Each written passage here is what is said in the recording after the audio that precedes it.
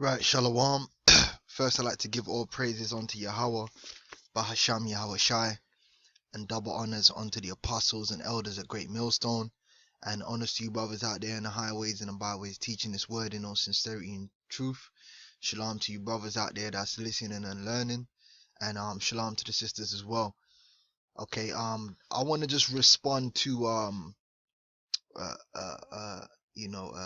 a message left to the apostle Gabar, by what would appear to be an Edomite for the purposes of this lesson. We're gonna take it as this is a genuine Edomite sending this message to the apostle. Okay, so I'm gonna play it and let the apostle bring it out. The apostle Gabar, elder apostle Gabar.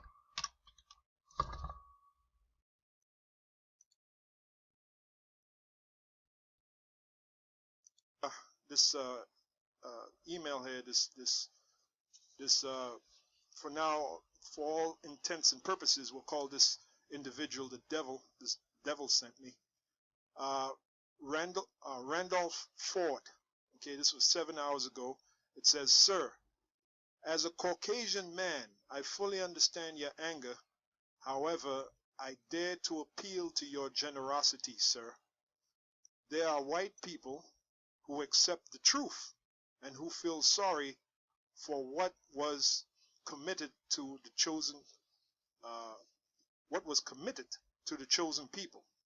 Sir, I dare to grovel you and your people for at least some mercy when the judgment comes.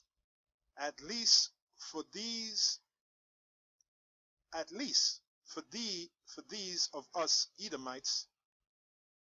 Guess he meant to put those of us Edomites. "These of us Edomites who humble themselves to you and your people now." Now, you know what? I'm going to use... First and foremost, man, you Edomites weren't made to have mercy on, okay? You were made to be hated. You were made to be made an example of. All right? You Edomites, you don't have a problem when you get Jake in your so-called justice system. It's well known that a Jake will get a higher sentence compared to an Edomite who has committed the same crime. So you don't have no problem within your justice system making an example out of Jake. Well, guess what? The Most High is making an example out of you. And not just your elites, your entire nation is going to be made an example of. Just like going back to the time of Egypt, the nation of Mizraim was made an example of. From the master, from the pharaoh and his ruling class, the priesthood, on down to the commoner, the Lord killed the firstborn of all Egypt, including their animals. Okay? Well, you Edomites, the Lord's going to make an ultimate example out of you being the wicked, man. And you're going to be a contrast to the nation of Israel. Because the Lord has or will have great mercy on the seed of Jacob, but on the seed of Esau there shall be no mercy. In fact, you're going to pay in full for 1,000 years. You're going to be punished for all the crimes you've committed over the since the days of when you were the serpent. Okay, and then you're going to be exterminated. Okay, now since you want to talk about groveling, okay, we're going to read about an account here from the book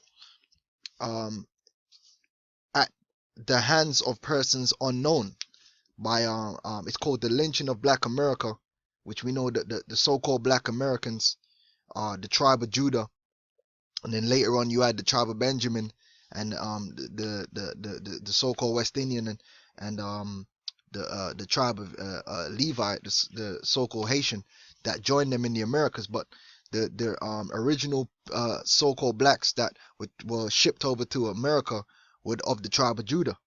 Okay, and this is by Philip Dre. Now, if we go to page 12, basically in this story, this guy Sam Holes was lynched. All right, they didn't even wait for a proper investigation into what happened. So he got into a disagreement with a so-called white man who attacked him, and basically he killed the so-called white man in self-defense. And then later on, rumors was invented that he also raped the Edomite's wife. So, you know, he basically was set upon by a lynch mob. All right, and I want to read from page 12 going down into page 13 to show you what happened. Okay, and we'll see if Edomites believe in mercy. All right, this is page 12. I'm gonna start from near the bottom. It says, now that the lynching was at hand, men began carrying out pre-arranged duties.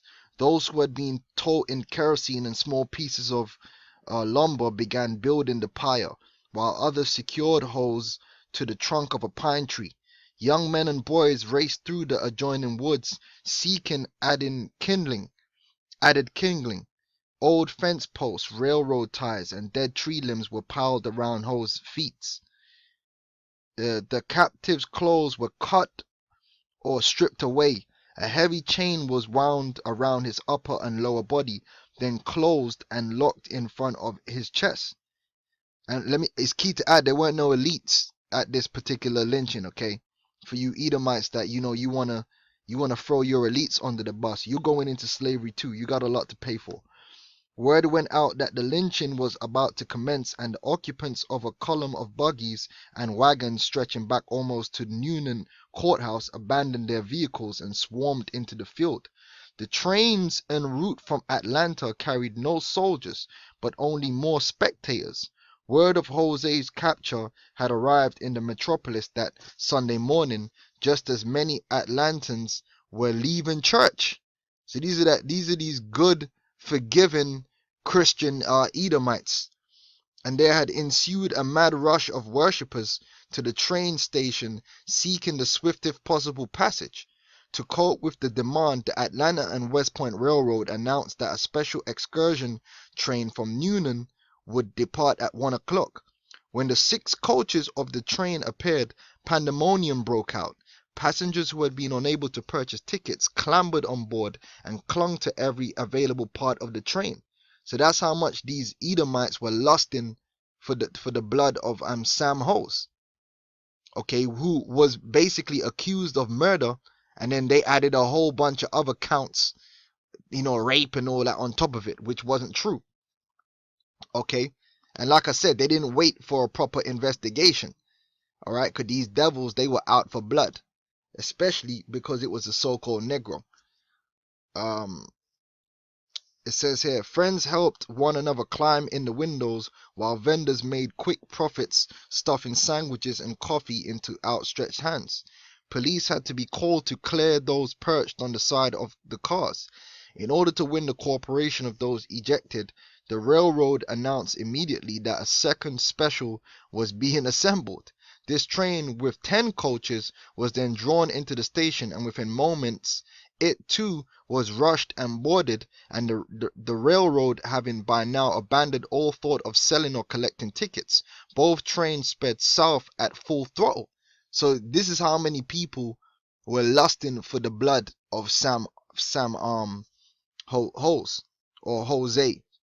Most press accounts concur that Hose evinced little fear during the march through Newnan, but whatever composure he was clinging to was lost completely when he glimpsed a flash of sunlight on a knife brandished by a member of the mob. He shrieked at the sight, it was reported, began shaking like a leaf, and quietly urged his tormentors to kill him swiftly. So this so-called Negro, this Judite, he pleaded with you Edomites to give him a quick death. All right, but you want to talk about mercy? Let's see if you Edomites gave him that mercy. This was a plea none was inclined to heed. So you had all these people there, multitudes of people who had gotten trains to come for this man's blood, and no one wanted to show him mercy. They were incensed. All right, this was a plea none was inclined to heed, as the mob's act of retribution would be considered something of a failure if Jose did not die a prolonged and painful death. So it was a general consensus by these Edomites that Jake, for killing the so-called white man and the supposed rape of the so-called white woman, he had to die a painful and slow death, even though he begged for a quick one, a merciful death. The torture of the victim lasted almost half an hour. Alright, so they tortured him for half an hour. It began when a man stepped forward and very matter-of-factly sliced off Holes's ears. Then several men grabbed Holes's arms and held them forward so his fingers could be severed one by one and shown to the crowd. Finally, a blade was passed between his thighs. Holes cried in agony, and a moment later his genitals were held aloft.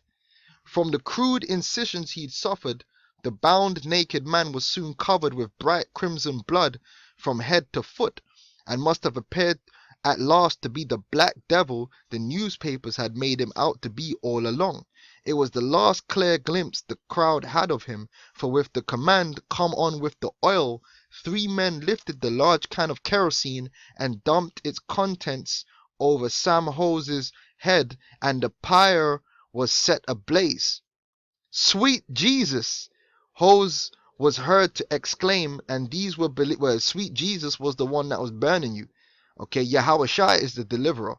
Holes was heard to exclaim, and these were believed to be his last words, as the flames began licking at his legs and smoke entered his nose, eyes, and mouth.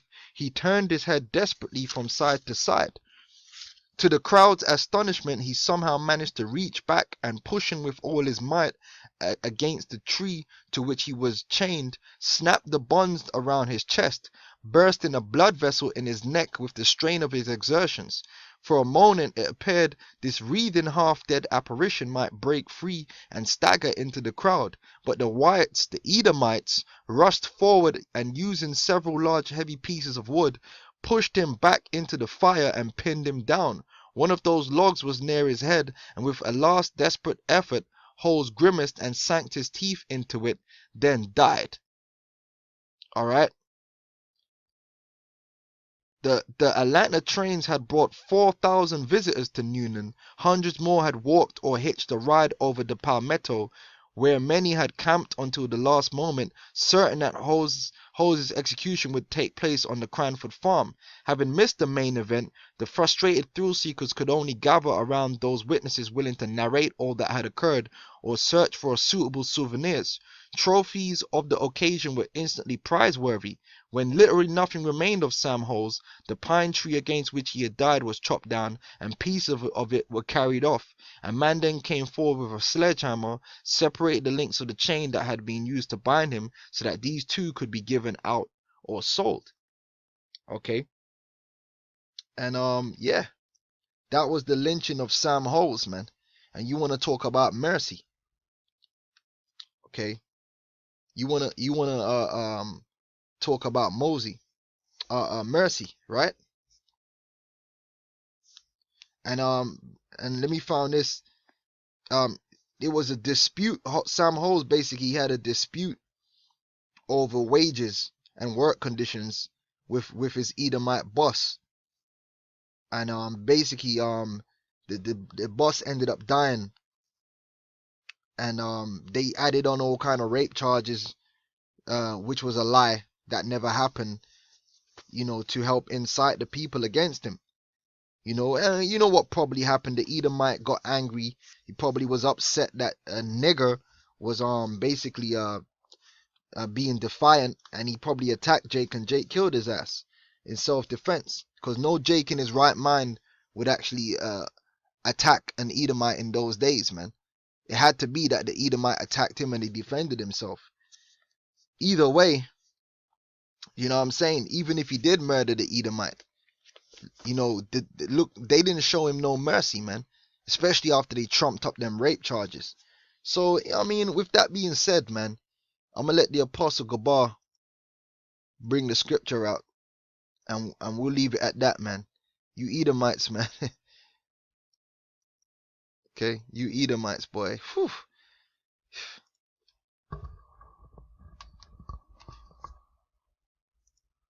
Okay, so you won't receive any mercy. It is here, the book of James 2:13. For he shall have mercy without judgment. I'm sorry, for he shall have judgment. I'm a little excited. For he shall have judgment without mercy, that have showed no mercy, and mercy rejoiceth against judgment. So there won't be no mercy in the time of judgment. Okay?